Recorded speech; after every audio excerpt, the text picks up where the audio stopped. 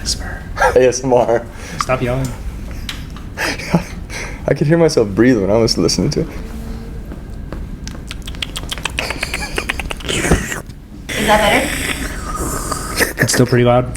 Oh, is Rachel gonna sit there? Yeah. Oh, you're Yeah, joining she's us? in it, Cool. yeah. I thought you were behind the camera. Fuck no. Sick. Just wanted to be with my bestie. Sweet. And I have that pink Alani next to you. That one? 200 milligrams of caffeine. Yeah, do you want it? I just had 2 Red Bulls. Is my heart gonna stop? I mean, I am on the same boat. I had coffee and 2 one Red of these. Bulls already? Uh-huh. That's okay. And you're gonna have 200 more? Probably not. That's what I'm debating. Right, You know, sleep anyway. is integral to fitness performance. Now I'm trying to write a thesis of that's not true. Oh, well, that's science, but Yeah, well, gotta stay anabolic, it's all dude. about mindset, you know? It's not true. Matt's a professional trainer. X. I think you could still be a professional. It's been over 10 years. Matt used I to was be a fitness actually manager. thinking about this or before what? today. When's the last time you like weight trained? Or do you work out still? Every day of his life. Oh, well, okay. Yeah. Where? At your house? Lifetime Fitness. We've talked about this. Yeah, I guess we comes kind of to- have. Like that was a The long, Denver West when the Club new is one, yeah, when my the new home one. club. And Oh, then damn. the one near 24 Hour Fitness Alameda is the one I go to when I'm Yeah. going from here. You want to play some pickleball sometime? Nope. You do seem like a pickleball guy. I think you No. I should played get into before. that. It's fun. Yeah, it is super fun. Would you play me? Yeah.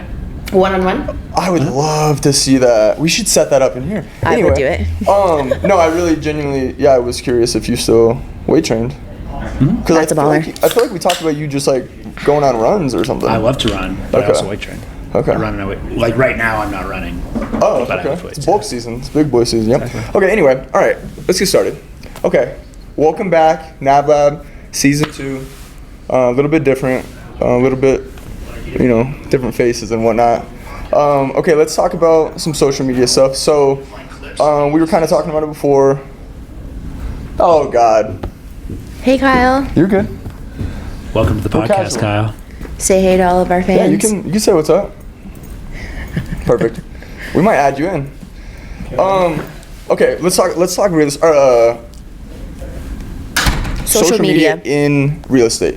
What benefit as a realtor for your real estate agents did you see social media playing in their business, growing their business? How can people utilize that? Yeah, I mean, I think it's the same for real estate agents as it is really every small business. Is like small businesses have a hard time marketing and advertising in the traditional methods, right? Like TV, commercials, that kind of thing. So I think really what social media does is it allows you to build a personal brand in a small business without having to invest the capital, especially starting out, to do so. Yeah. For real estate agents, it seems to not be the biggest priority, right? Like they're busy doing real estate. What holds them back from, I guess, utilizing social media? I mean, I think people see the valuable side of it, but they just don't ever take that step to get started, I feel like. Yeah, no, good point. I mean, it's just like everything in life, right? It's like It is. we all tend to want to do the things that give us the most instant short-term For sure. gratification, especially in real estate. Like real estate agents get paid based on commission. 100%. So I think everybody knows the impact that the long-term social media marketing, building a Yep. business and a brand, that's all well and good, but that's not going to get me anything for the next year plus or more, right? So I think what always ends up happening is it's not a lack of knowing the importance, it's a lack of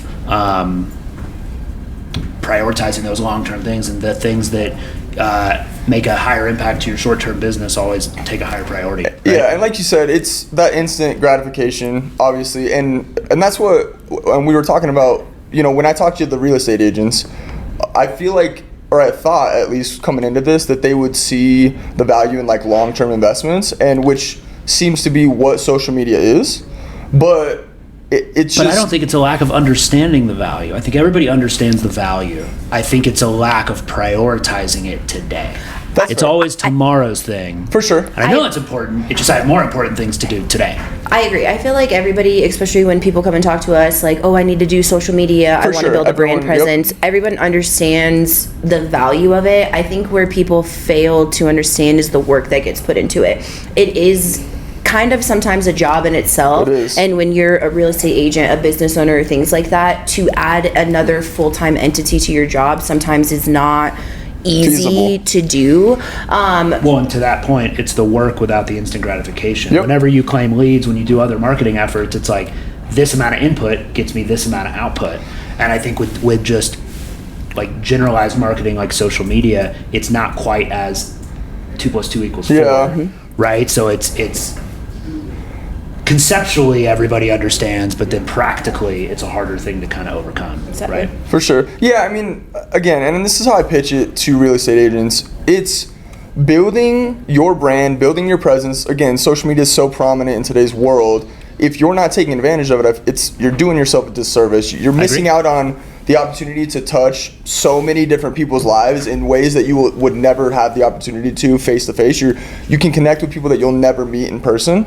And again, building that community, I think when you first get into real estate and building the network and everyone that you buy and sell with, everything you encounter, I think in 1, 2, 3 years, building that idea of a referral business is so prominent, I feel like, in real estate agents' brains. And I think, again, because it's not instant, they don't obviously prioritize it, but I think the value is definitely there. And like you said, they see it. It just, for some reason, I guess like anything, it's hard for them to start doing it, I guess. Well, there's also value not only in the people you don't know, but I also find, I mean, I'm terrible at keeping in touch with my family and friends and making time to like make those phone calls, right? Just like even outside of sales, just to say, hey, I'm thinking about you, I'm checking in. So I think another good thing social media adds is like you can make one video, one post, and that reaches 200 to 300 people for the average person, rather than making 200 to 300 phone calls to that same amount of people. So 100%. It keeps you relevant with your group too. Super different. And that's what we were talking about before, is top of mind, right? You know, you never know when someone's going to be ready to buy or sell. And if you're top of mind, like that could be the difference between, and I was talking to someone, I think it was Kyle the other day, about how important first impression is, you know, and he emphasized it even more than I thought, where like you claiming the lead, you being the first person. I think he told me a percentage of how many, or like what percent, like people choose the first real estate agent they. Oh, it's like vast majority. Yeah, like 70-80% at least. And again, I think this carries into the next point we talked about, is building like a personable connection online as well. Like you brought up snowboarding, Colorado, like utilizing that stuff. People snowboard, ski all the time here. Like if you can connect and find numerous ways to connect with your community, I think that builds that trust and all those things that I guess as a real estate agent that you pride yourselves on. One thing I think about, so back in college, I used to work for Red Bull. Yep. And everybody knows that like Red Bull's whole marketing scheme is to sponsor extreme athletes, right? 100%. And they have their branding everywhere and that kind of thing. But almost none of their advertising, other than the cartoon commercial that everybody's seen, none of it's about the energy drink. Yeah. And their whole philosophy is that if they stay top of mind in everything else, then when you're at the gas station making a decision on what you want to drink, Red Bull just like is subconsciously in your head, right? Yep. And it's not because they advertise the energy drink, it's because they advertise all these other things. So I think to your point, it's like if you enjoy the Colorado lifestyle, the things Colorado has to offer, that reinforces your brand just as much as anything else, because it shows you're a personable human being and not just this. I mean, that's the advantage individuals have, which I guess comes back to the advantage of social media, is it individualizes the marketing effort, so it's a person rather than a company doing the marketing, which feels more intimate and personal. For sure. Like I would much rather buy from, you know, Kyle Blanton, who snowboards and goes to concerts and seems like an all-around somebody cool you can connect with, than the corporation that I don't know and really care about, and I know they don't care about me. For sure. Right. And it's like Red Bull's more so selling like extreme sports. So it's like they're selling the lifestyle. Exactly. Right. They're a lifestyle brand. Yep. Yeah, and people that do or are engaged in extreme sports think like that's what I need to drink. That's what my kind of But that's what's crazy to think about, right? Is like energy drinks and Red Bull have nothing to do with extreme athletes. Exactly. But it does. And that's I think bringing it back to real estate, selling Colorado, selling snowboarding, selling the lifestyle is the point of I guess not the point, but a way to like leverage. I'm not just a real estate agent selling real estate. Like I'm more than that. I'm the Colorado lifestyle. Well, the lifestyle is the brand. The real estate or the Red Bull is the product. Exactly. Right? Exactly. So, awesome. Yeah. I guess maybe transitioning out of social media talks. I think again we see the benefit of it in real estate and outside in terms of just business in general. To some extent, free marketing, or I guess minimal cost for marketing. I guess let's transition into. I want to talk about investments. Okay, I'm very curious about these things. you seem to be very involved and somewhat of an expert, so I think you're the guy to talk about. The money man. The money man, exactly. Involved, yes, maybe not an expert, but we'll see. Matt the money man is what we call you behind your back. Yeah, it's weird. It could be worse, I guess. It could be way worse. It could be way worse. Okay, so let's get into some specifics. If I saved up some money and I want to get involved in investing in general, but more so my long-term goal is to invest in real estate. Let's say I have 10 grand of money to invest. It's not my savings, it's not my backup money. I have that already, but now I have 10 grand that I'm willing to put somewhere. Is there a way I can get involved in real estate, or what would you do if you had 10 grand to invest? Yeah, so let's unpack that question first. Yep. You started the question saying that you wanted to be a real estate investor, right? I think let's start with that. Yes. I think that's very important because I think a lot of people get into real estate investing thinking that it's either get rich quick or it's easy or whatever. I think the only people who should get into real estate investing are the people who want to get into it, because just like anything else, I hate that real estate's kind of coined as passive investing because it is not passive. It takes work. You have to manage the property. There's repairs. It's hard work, right? So you have to be bought into wanting to do it. And I see it as more of like a get rich slow play, right? Like most landlords don't cash flow more than a couple $100 over their monthly costs, and then when they have repairs and all that stuff, that goes out the window. So it's very much a get rich slow play. But to answer your question on what should you do with that first $10,000? First of all, if the long-term goal is to get into real estate, the sooner you can get into real estate, the better, because I think the barrier of entry to get into real estate, especially with the market in most cities that it is right now, is just hard to do. So the sooner you can get in, the more you're now benefiting from that appreciation in the market, rather than sitting on the sidelines watching that kind of barrier go higher and higher and higher, right? So the way I get into it with a low amount of money, for an investment property, you have to have a minimum of 20% down, oftentimes more depending on the property.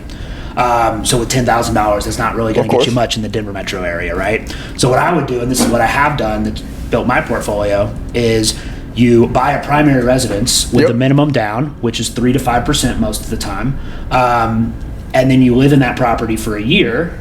You move out, you buy a new property for 3 to 5%, and you rent the old one. And that's really the best way to enter the real estate market without a whole lot of money down. For sure. So utilizing that, I guess, technique or strategy more so, we kind of talked about it. How do you buy that second home? What money are you using to get into that second home, to turn that first one into an investment property? Well, one of two ways, depending on the market, right? You can either have cash and just do another 3 to 5% down. Reason I say that is a lot of times in just a year, you're not going to see appreciation in the market unless we're in like a 2020 or a 2021 market. You're not going to see the appreciation to be able to leverage your asset. But long term, the idea would be that with real estate investing, your equity is gaining in two ways. It's gaining through appreciation in the market, and it's gaining through debt pay down, which is hopefully happening through your tenant, right? So in that first year, really the only thing that's happened for the most part is the appreciation in the market.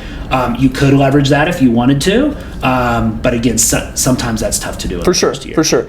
So, but that allows on the second one, you can do another 5% down, and that's not six figures. That's still a low amount. For sure. All things considered. So I guess every time you do that and you're buying a primary residence, is it always 3 to 5% down? So the 3% is usually for first-time home buyers, but the 5% is as long as you live in it. As long as it's a primary. Awesome. Okay, cool. So let's say.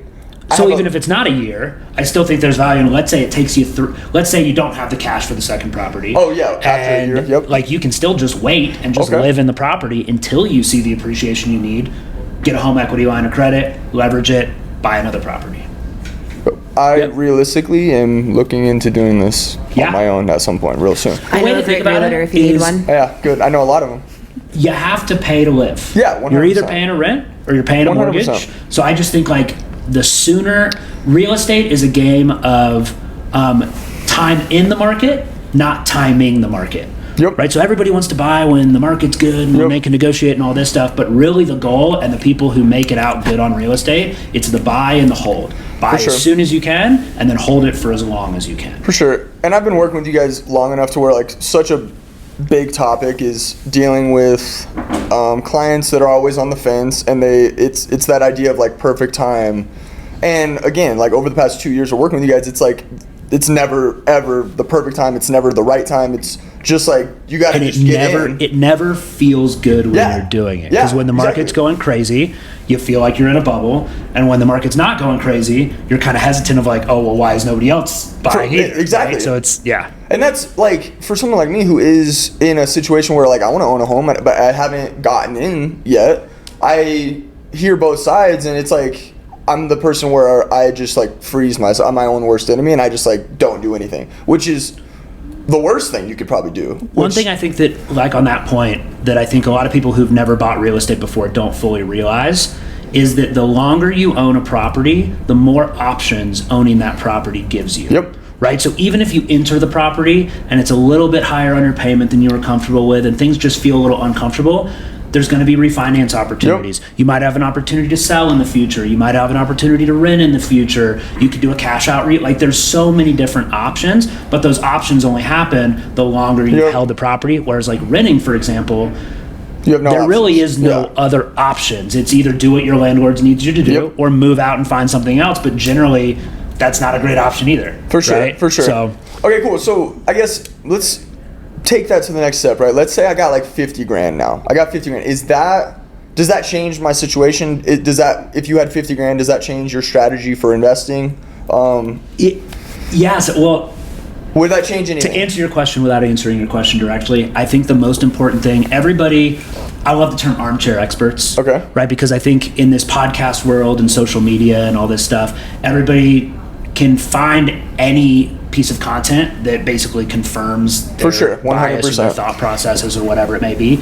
So I think when it comes to investing, the most important thing before you do anything is you need to establish like what is success in investing for you? Like what are you actually trying to accomplish? Because again, if somebody doesn't want to be a landlord, then me describing how to get 20 units is not the right play that's going to like yield you happiness. For sure. I think the goal of investing is to buy yourself your time back and have freedom in your life and be making money without having to work all the time. For sure. Right. So I think the first step is to identify what is your goal out of investing, right? My goal, for you, example, so my goal is that I want to use everybody else's money to purchase real estate, and I want to use my own money to basically buy liquid investments like stocks and crypto, right?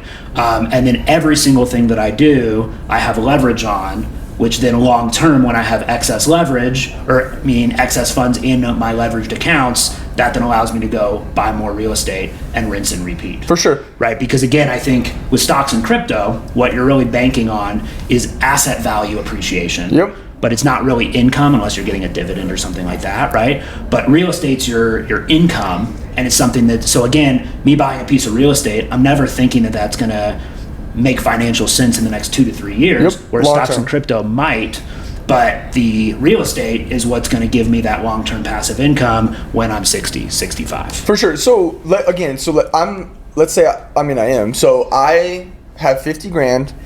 And I haven't invested in crypto. I haven't invested in stocks or real estate. Have you ever heard of Dogecoin? Let me show you something to invest in. So I want to get involved in investing in general. I have a fresh new 50 grand to put somewhere. Like, your opinion, where would I start investing? What's your goal?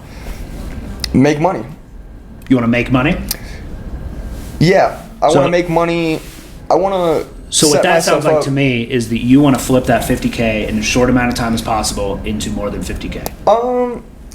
I think within this, it brings up that topic of like wealth. Like, I want to build wealth. I don't want to worry about like I want to build financial independence, right? That's always, I feel like, so building wealth to me signals that you're comfortable with understanding this is a long game and get rich slow. 100%. That's real estate. Okay, cool. Yep. So talk me through the process of where I would put my 50 grand or how I would get started. What would I do?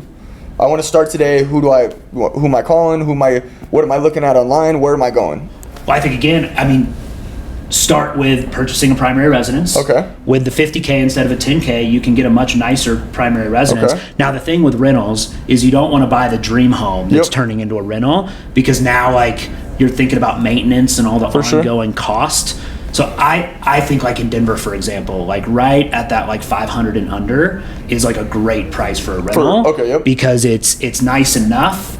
But it's not, premium finishes. It's not going to have a huge backyard. Yep. A lot of times it's going to be an HOA, so you're not going to have to deal with the roof or the siding or anything like that. But if you've got 50K, I would do the rinse and repeat and just allow yourself strategy. to be able to buy more of the primary residence in a shorter amount of time. Okay.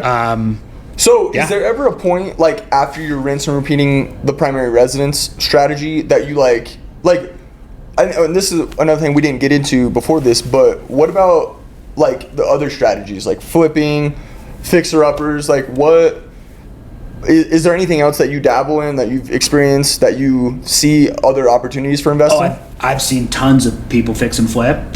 I've seen success with it. I've seen failures with it. But I think, again, I think everything in the world is a little harder than everyone thinks it is. Right? Nothing's as easy as it appears on the outside. So, like, even whenever you look at landlords, everybody talks crap about landlords, that they make easy money and they're slumlords and they take advantage of people. Certainly there's some that do, but for the most part, like, they're just normal people like you and me that are trying to just build investing, right? With fix and flips, I think a big mistake people make is novice fix and flippers go in to make a quick buck, thinking it's going to be easier than it is, and now their 50K budget, now it's going to cost them 100K, and now they can't sell the property for what it's worth, and there's issues there. So I would caution people to only go into fix and flipping if you either are working with competent people that know what they're doing, you have like a mentor to start out with that's done this before. Do not just go in thinking, I read a book or watched a seminar and now I know how to fix and flip. It is harder than it looks. But again, even with like excess capital, I would say like the better route is to just do low risk rental investing. It's going to take longer to realize that money. But again, I mean, all of my rentals, I didn't really have to do any repairs other than minor cosmetic stuff. I was able to stay. I'm a big fan of, when it comes to investing, stay in your lane. Right? Because you don't know what you don't know. For sure. And that's how people take advantage of the situation. And especially with flips, you've got to get hard money loans. You can't do traditional mortgages. There's just a lot of other stuff that I think, again, I would almost just rather put that in the stock market or the crypto market. And then if I have an emergency where I need to pull it out, I can click sell right now and get that money back.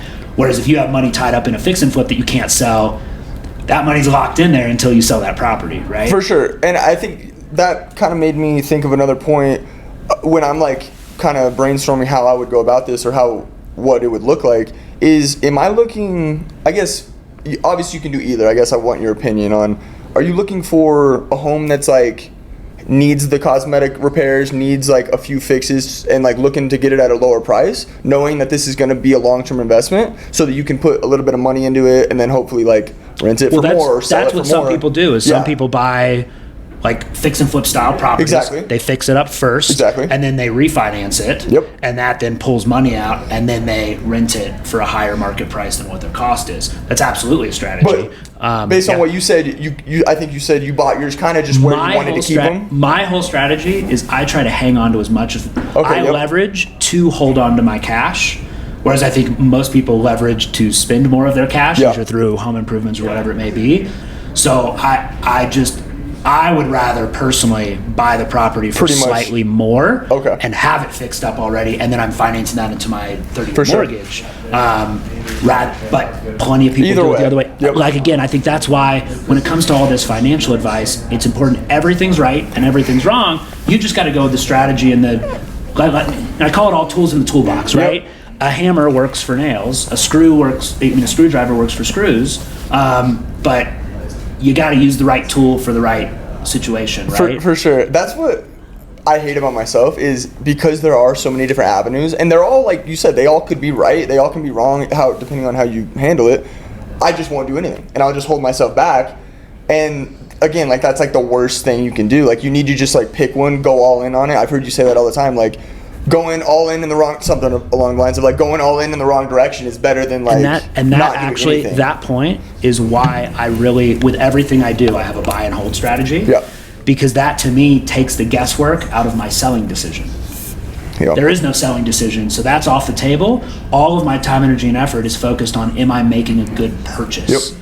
And if I feel good about the purchase, the buy or the sell down the road is going to take care of itself naturally, Yeah. right? So whether it's stock, crypto, real estate, whatever, just go in with the confidence of is this a good buy? And that takes a lot of the indecision because again, all of these things are market based. Yep. So most of the time they go up, they go down, and if you catch it and then it goes down a little bit, you were never going to sell during that down anyway. So you just ride the wave back Yep. up, and that might take a year, that might take For sure, 5 long years, just term. depends, right? For sure. But that's why real estate is considered a little bit more stable, is because real estate doesn't have the volatility that these more liquid investments have. For sure. So when you see the losses in stocks and crypto, it's much more severe losses. Whereas like even in this real estate correction that we've just gone through, there really was very little depreciation in Yep. the market. Things held pretty stable. For sure. And I think like for someone like me that, you know, is not, I guess, the most well versed in investing in general, you hear real estate being stable and you hear real estate being safe for investment. So I think that's what's attractive about it and why I want to get involved with it. But yeah, like you said, it is long term. Well, and if you think about it, why is it safe? It's safe because it's illiquid. Yeah. People can't just go and liquidate tomorrow Yeah. most of the time. So it adds some insulation to the For sure. market, right? For sure. I think so. The last part in terms of directly investing and where I would put my money today is there ever a point where okay, so now you found like your dream home. You don't want to keep moving anymore. You don't want to keep doing the rinse and repeat.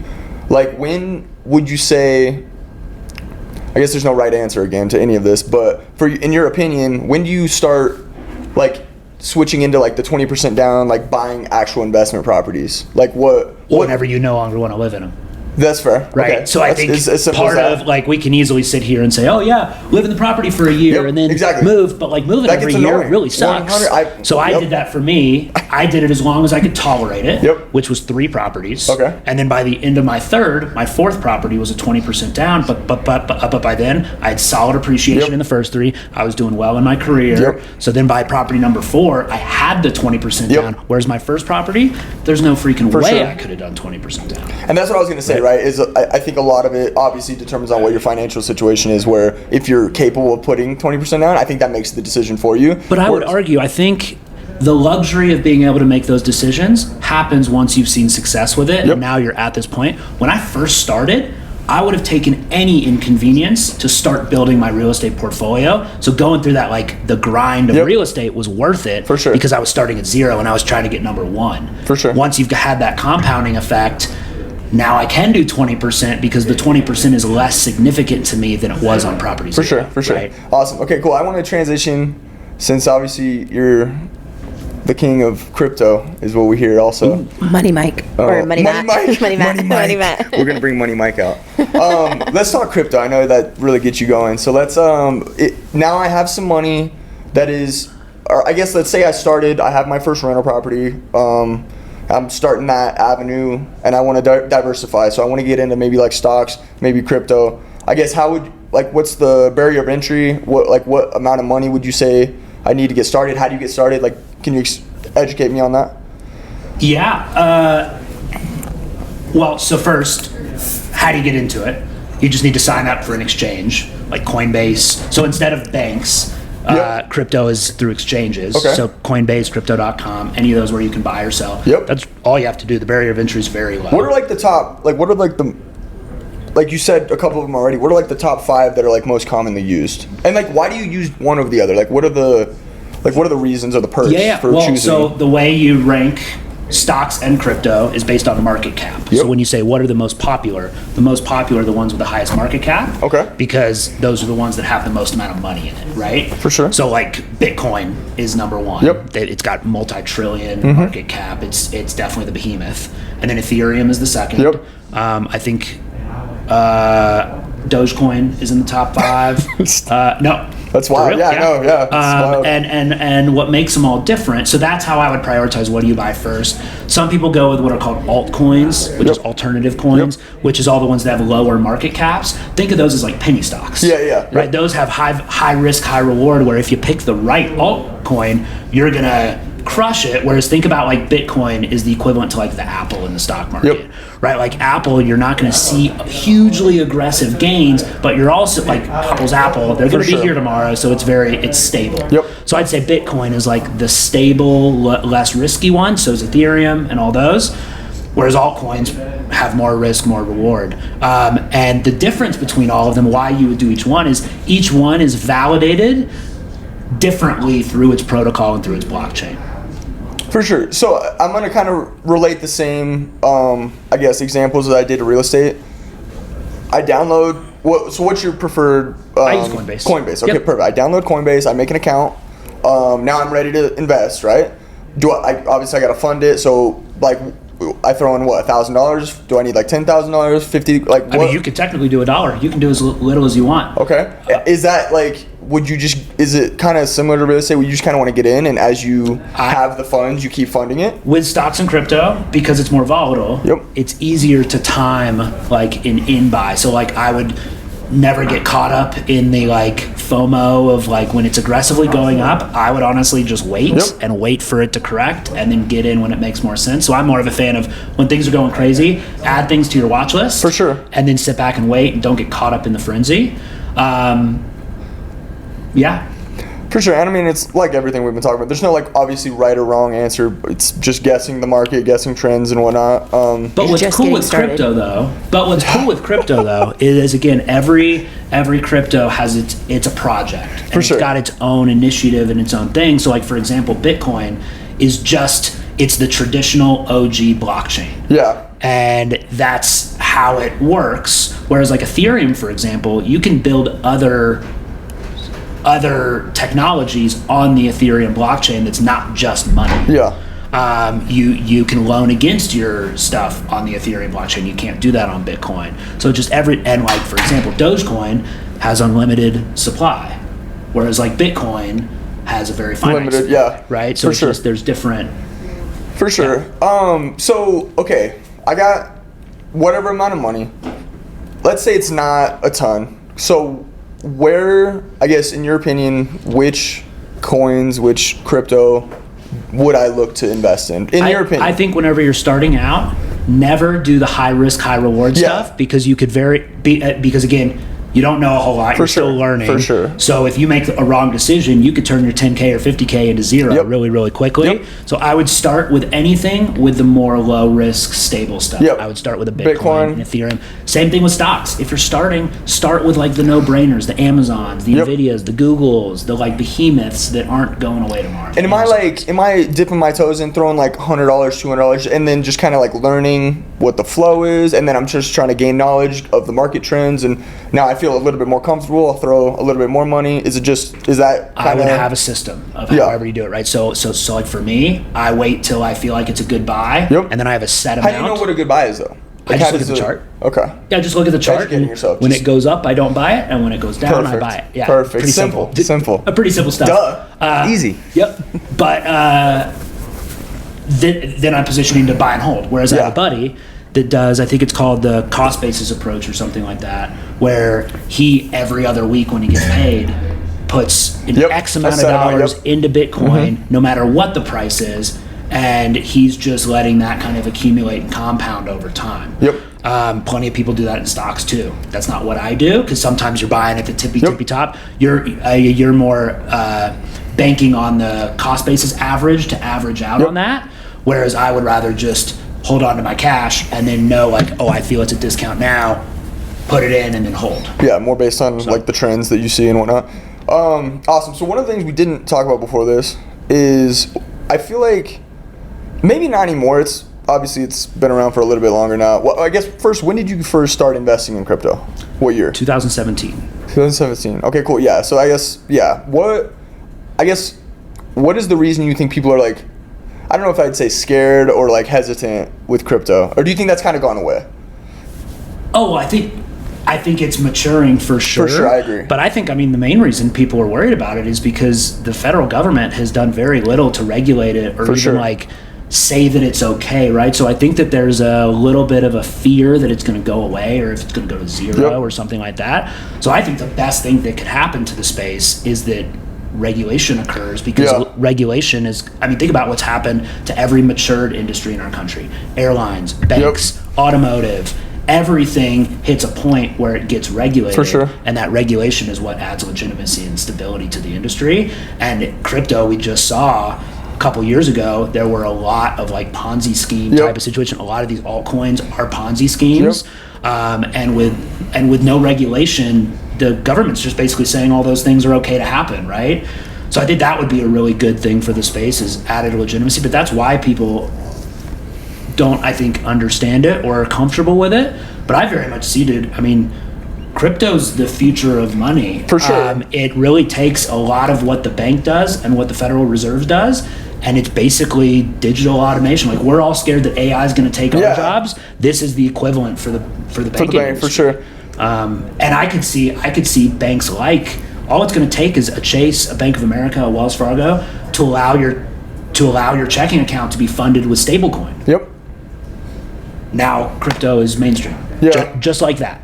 For sure, and that's what I guess maybe. But because you can't spend your crypto yet, that I think is the block. It's not currency if I can't spend it. For sure, right? I guess how would you regulate that? I feel like that's to someone like me, that just seems so such a massive scale. How do you regulate that for the world? That seems insane. I don't know what I'm talking about, but my thought would be that you regulate it at the point of the exchanges. Yeah. So you can't regulate the blockchain because the blockchain's open source. Everybody can see it. Nobody directly controls the blockchain. But what you can do is you can control the exchanges that operate in the U.S. So the U.S. would regulate Coinbase and all those, and that's how they would ensure that regulation is happening, is wherever you're holding your crypto is who's getting regulated. For sure. So, for example, when I trade stocks, I trade on Charles Schwab. I know that Charles Schwab is following federal regulation, so everything I'm doing is trading. The technology is there to ensure that I don't do anything illegal. For sure. This is a side note. How comfortable do you feel explaining the blockchain to me? Pretty good. Okay. Yeah. Is it pretty? Okay, go ahead. It's pretty simple, actually. Okay. It's an open source ledger.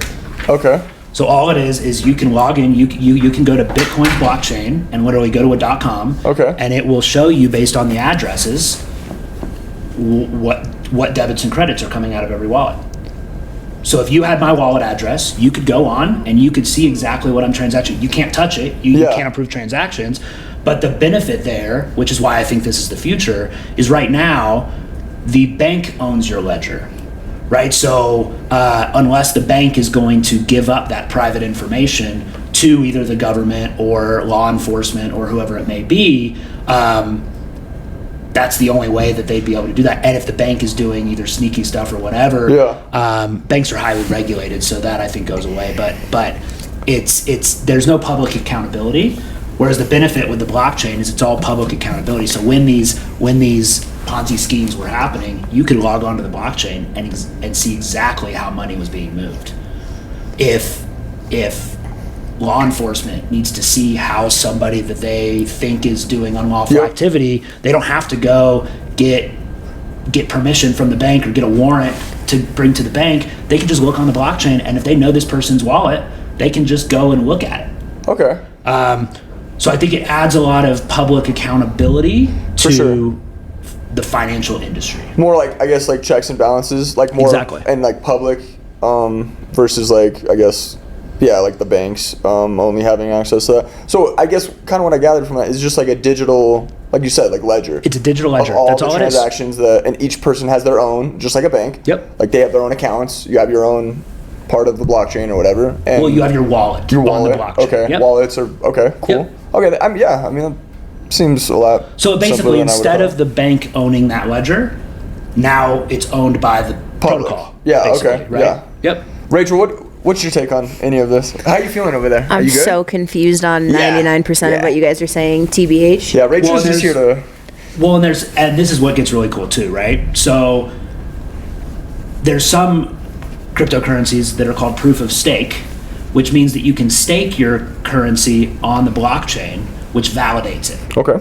So if you think about it, what that does is if you have people who are staking Ethereum all across the world, that is validating the blockchain. So then something could go wrong with the internet in the United States, and there's still staking validators all over the world keeping that cryptocurrency rolling, right?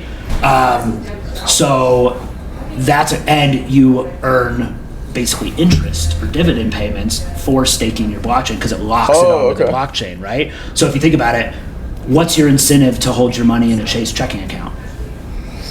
Well, what they're technically doing is they're holding your cash. You know Chase is going and reinvesting that on the back end. Yeah. And back in the day, they used to give you way better interest rates because they wanted your capital. Now banks are so mainstream that your savings account probably earns you like 0.001%. Exactly, yeah. A 6-month or 12-month CD earns you like 1%. Yeah. Like it's crap, nothing, right? Whereas like validating on the blockchain, you can get 8%, 10%, 12% sometimes. Just so basically, again, it's providing all the services on your money. Really? So do you see his eyes get big? All you're doing is staking it onto the blockchain. You're not actually taking much risk at all. Yeah. So what's cool is like you're now not giving basically all these bank products that earn you interest. You can earn through the protocol without the bank, without the bank intermediary. Yeah. Goddamn, Mike. We're gonna replace that thing, honestly. Yeah. Anyway, back to what I was saying. Rachel is just here for just a female presence, female take on. Just here for the energy and the good vibes. Just for the energy. You guys can tell she's been bringing the energy for sure. I mean, do you have anything to say to the people? Yeah, if you need any advice on real estate or investing, Matt's your guy. Which cryptocurrency are you gonna buy? Yeah, which crypto after this? You should be educated after this. I don't know. And while we're talking about cryptocurrency, even though you're buying and selling on an exchange, you always want to store your cryptocurrency on a cold wallet.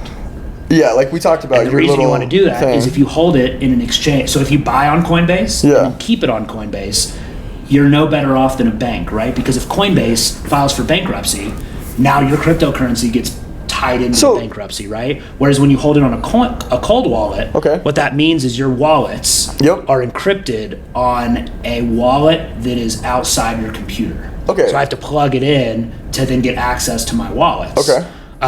Which means that basically the company that made my cold wallet could go out of business, and that doesn't change my value because my coins are stored directly on the blockchain. Okay, so let's dive a little deeper into that. Okay, so I make a Coinbase account, I fund it, I throw $1,000 on there. Yep. I go to Bitcoin and I buy whatever the hell $1,000 could get me on Bitcoin, and what then you send it. But so now I have something in Coinbase. I have point whatever Bitcoin it says in my portfolio, and now I move that. You send it to your address that's you just click send. Okay. You type in your new wallet address, you send it, 2 minutes later it's there. Okay, so now I want to, what's the distinction between isn't MetaMask So that's a hot wallet. Okay. What's that? Talk me through what that means. So that means that your crypto is stored on that wallet. Okay.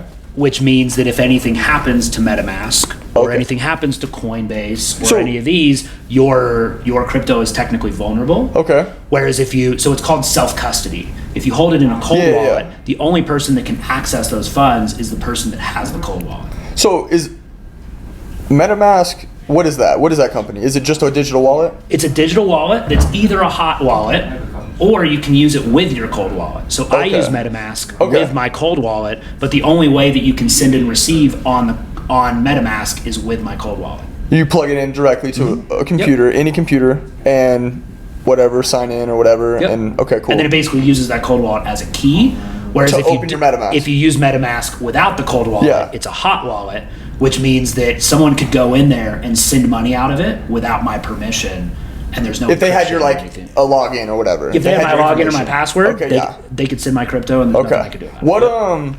So I guess what if you use you should cold wallet, right? Yep. without MetaMask. You don't need, or you don't need MetaMask, So right? MetaMask is just an interface. Okay. So you can use your cold wallet with MetaMask, and MetaMask is what's controlling the transaction.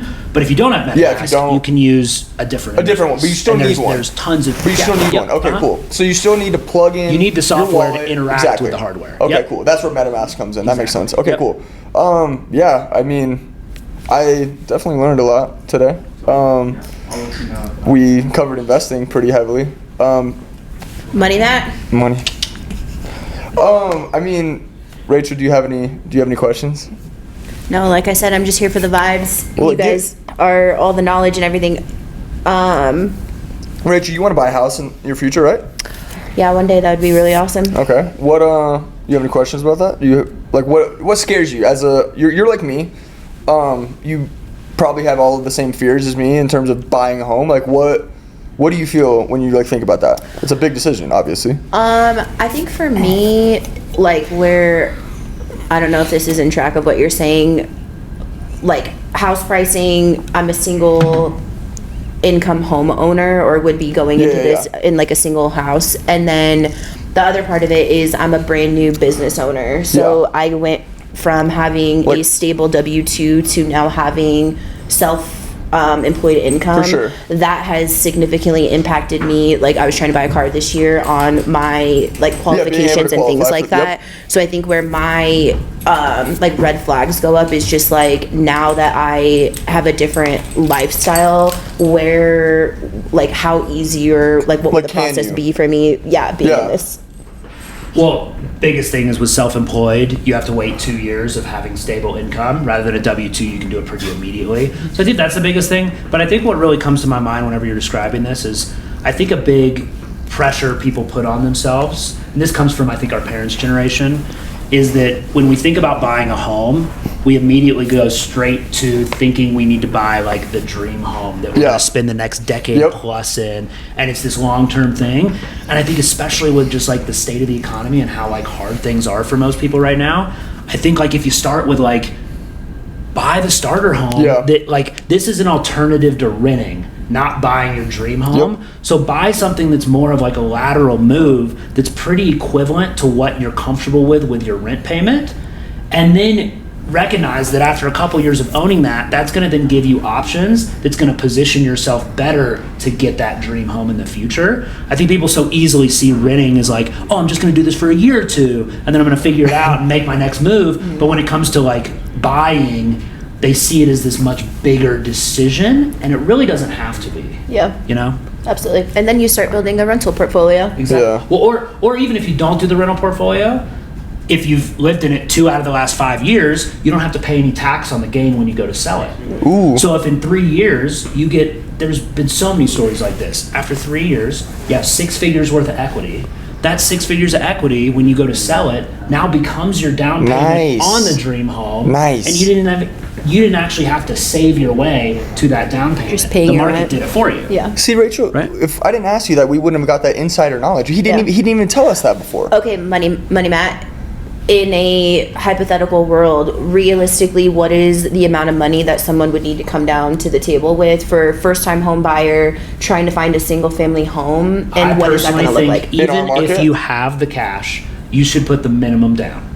So that's normally 3 to 5%, and that just comes down to the price of the house, right? I mean, if you buy a $500,000 home, which is a great starter home, it's $25,000.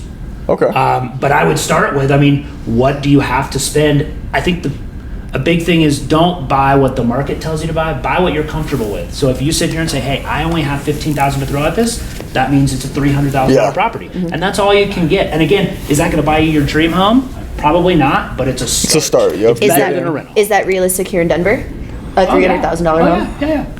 Condo. Yeah, but condo townhome, for sure. Yeah, condo. Yep. But what about suburbs? Not downtown, but I don't know. I feel in my mind, 300,000 ain't getting you Anything close, yeah. yeah. Nothing like where I want to live. Not Yeah. even like extravagant, but like even like bottom level. Well, location where I is would the wanna biggest live. premium that you pay in real estate. For sure. So the closer to the city you're gonna be, the less bang for your buck. For you sure. get. So you're absolutely right. 300,000 in Denver Yeah. is gonna get you a one bed, one bath, Yeah. very small Very condo. small. But you get the premium of living here. Whereas if you go to Littleton, you go to Parker, Mm-hmm. you go to all those, you're gonna get way more. But you might get a 2 bedroom for that same Okay. amount of money. It just depends, right? But I Yeah, think for sure. yeah. For sure. I've had like 1,000 questions while you guys were talking, and I'm Lost them forgot them all. all. Yeah. Keep talking. That's let me think. one of my lenders that I used to work with used to say this is you can't save your way to your down payment, or at least it's very, very difficult. Okay. And what they meant by that is that exact concept that we just talked through of it's better to just let the market appreciate itself to your savings rather than if you're sitting on the sidelines trying to save your way into this situation with inflation, with just the state of our economy. We've seen firsthand that just like, dude, I remember even 5 years ago, $50,000 to $100,000 was a completely different number 100%. than it is now. Yeah. Right. And that's in unstable inflation, but like even in good years, inflation is always happening. For sure. So it just No, I agree. in 5 to 10 years, 100K is not going to be anything. For sure. Yeah, I feel like that's one of the first things I ever heard about like real estate is it just continues going up. Like The only people who always don't like the real appreciates. estate market going up are the people who don't own property. Yeah. Yeah. Right. So you just got to get in. I think, I mean, like I look at my sister used to live in San Francisco, and it just, the barrier of entry to enter that market is so high Yep. that it just, again, the goal number one is just like get in. For sure. Let the market do its thing, and then you'll have options. This is a little bit of a side note. But do you invest outside of Colorado? Do you have any like property outside of in different markets? I actually just bought a condo in Maryland. Nice. Well, so like compare what's that market like compared to like here? Oh, completely different. Like what is it? Is it way cheaper? Like way more expensive? Like so what in is this it? specific area, it's in a pretty nice area. Yep. So I'd say it's about the same values. Okay. But I mean, Denver's one of the Yeah, it's a hotter hotspot cities, for yeah. sure. Yeah, it's definitely a hotspot.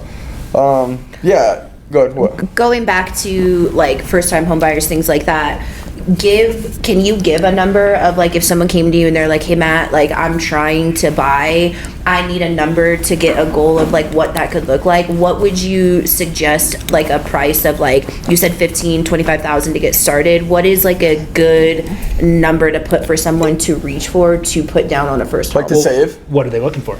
Yeah, I think give like an example. a single family home, like entry level. Obviously, it's not the dream home, but maybe in my circumstance where it's single income, like starter entry. Most first-time home buyers are buying somewhere between, I'd Five. say, 450 Okay, yeah. and 700. Okay. I think average home value in Denver is like 650 right now. Okay. So I think that would be a good place to start, and then you just work backwards from there. So like 3 to 5% of Yep. 500 to Yep. 700,000, whatever. Which year. numbers, man? What is it? I don't know, like 25 grand, 30 grand. I don't know. Yep, on 500 it's 25. Yeah. 600 it's 30. Yeah. Yep. Okay. Yeah. Okay, keep going. Let's ask your questions. That's all I got. I'm so mad that I I need forgot. 25,000 to go move in. Yeah. No, I do want to buy a house this year for sure. I mean, this is a little bit of a side note, but like if I wanted to, like when you do the whole rinse and repeat primary residence strategy, can you do that with someone? Like how does getting a loan or like buying a home with another person, how does that work? So, So for example, like me and my buddy, we live together just in an apartment. We basically want to, do what so we're if you're doing both now. going to live in it, Yeah, like then it's a primary. is that? But like, is it? What's like the paperwork look like? How does that look logistically? So the most difficult thing with that is going to be that they're going to use, so the lender uses really two pieces of broad information Yep. to qualify you. They use your credit score, Yep. and they use what's called your debt to income, Okay. which is basically taking your your income before taxes and your debts, they ratio it out, and then they add your new mortgage payment in there, and your ratio has to stay below a certain percentage, which is dependent on your credit score. So if you think about it, the higher your credit score, the more the bank is willing to push those ratios. Whereas if you have a low credit score, that means you're not a very good borrower to the bank. Which means that they want less ratios because you're a higher risk borrower, right? So when you're borrowing with somebody else, they're going to take the average of your 2 credit scores and the average of your 2 incomes.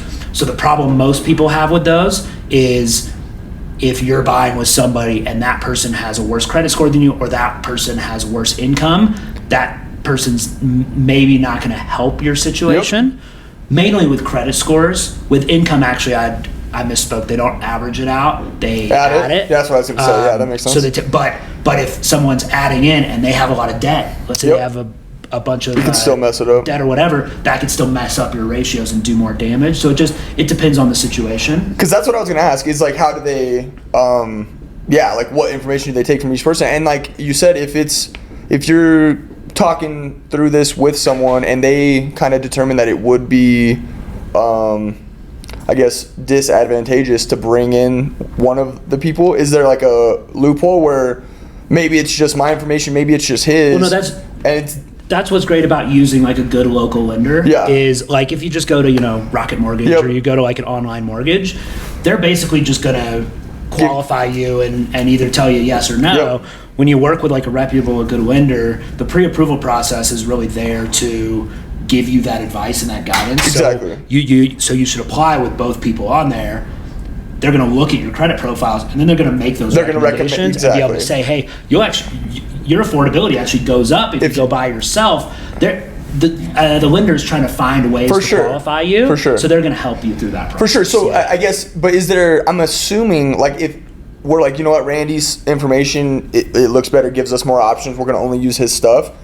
Where is like the agreement coming into like tying in? Like I'm assuming there's got to be a contract where it's like, hey, this is going to be my asset or whatever, it's going under my name, but like you're still going to help fund it, you're still going to be 50-50 partners in this. Like if they're not going to be on the loan? Yeah, if we choose to only use like my information. Well, so in that case, I would say you should just be on title by yourself. Okay. Yeah. But if you did have an agreement, there's 2 terms. It's called either a joint tenant or a tenant in common.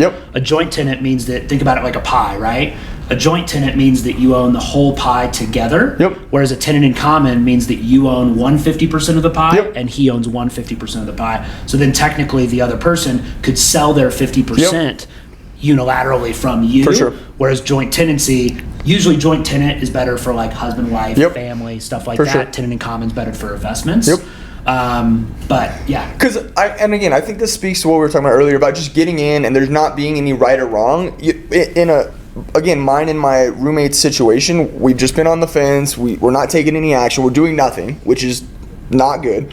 So in the simplest way to get us out of our own heads, we're just like, hey, let's keep doing what we're doing, which is living together. So if one person, I think the cleaner way to do what you just described is if you go in to do this together and you find out that it's better that one of you be on title and the other not, then basically that person on title should just buy the property themselves and then just do a lease agreement.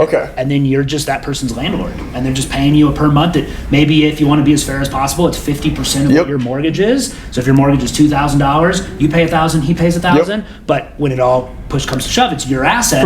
But it should be because you're the one that taking all the risk, is taking the financial risk. I mean, if you stop paying the mortgage, the bank's not going after your roommate. The bank's going after you. Right? And that's like getting to what I was saying is we want to keep living together and doing what we're doing, but like again, we want to at least like be building equity, be putting our money towards something. So they're just like keeping our same lifestyle, kind of like you said, but doing it. Now that I'm thinking about it, what's awesome is if you have a lease agreement signed before you close, the lender can take that lease agreement and offset your debt to income ratio with that income.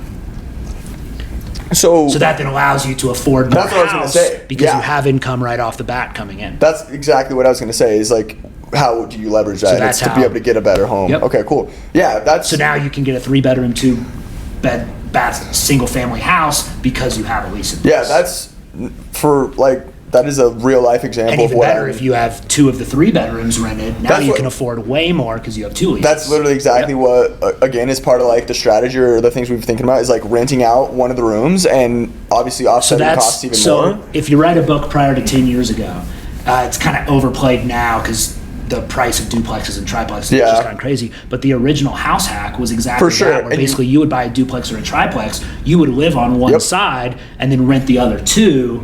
Now that's kind of gotten out of reach because everybody does that. For now. sure. But that's another great house hack approach too, right? No, that's funny because when I was working in the oil field, I used to be sitting out in my truck late at night by myself, just watching YouTube videos, trying to educate myself on real estate. I had just gotten my landman degree, which I didn't realize at the time, but basically it's just like buying and selling land. So it's all the same principles. It's still real estate, obviously. Yeah. So I had just gotten my degree in that, and I'm like literally just sitting out there with nothing but time trying to like educate myself. And that's what they all recommended is multifamily or duplexes, what's the overall for like duplex? What is it?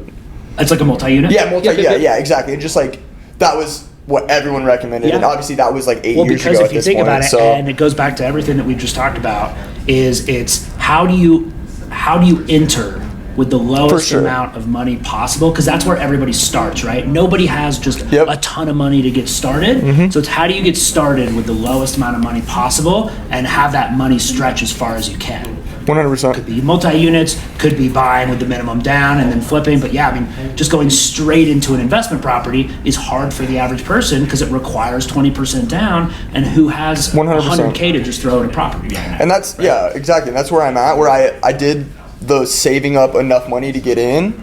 By all the house hacking, I've had roommates my whole life. Like, I've never lived alone. I've never lived any kind of luxury lifestyle because I'm living for the future. I'm trying to set myself up. So now I'm in a position where I want to put some money somewhere and get in. And so it's close to time for sure. So that's what we're looking at. But that's a real life example of, I guess, how you can kind of start that. And now's a great time in the market because, again, we've seen the market cool for several years. It's a great time to be a buyer. Interest rates are a little high, but the math you're doing is basically like get in, get a property, and then in 2-3 years, you'll be able to refinance. I mean, that's what happened to basically everybody in 2020, 2021 either bought and upgraded or refinanced their current loan.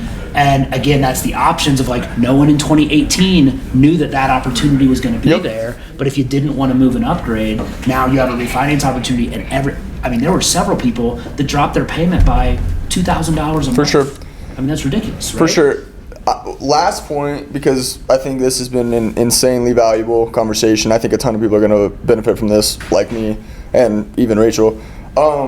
Just more specifics on the refinancing, right? Because I think, again, while I've been working with you guys, that's a huge topic that you guys seem to encounter with your buyers, sellers, whatever, is interest rate. Like, that scares people all away. They don't want to pay the high interest rate. Talk me through, one, the generic that you guys always say, you date the, what is it? Say, I don't know. You date the rate, you marry the house. Yeah, you marry the house, you date the rate. Exactly, perfect. So that's like a general sense of it. Talk me through a little bit more specifics of, you buy a home at what? What's the rate right now? Or what's a high rate? Like 7%? That's high, right? Okay, so you buy it, but it's a nice home. You see a lot of potential for it.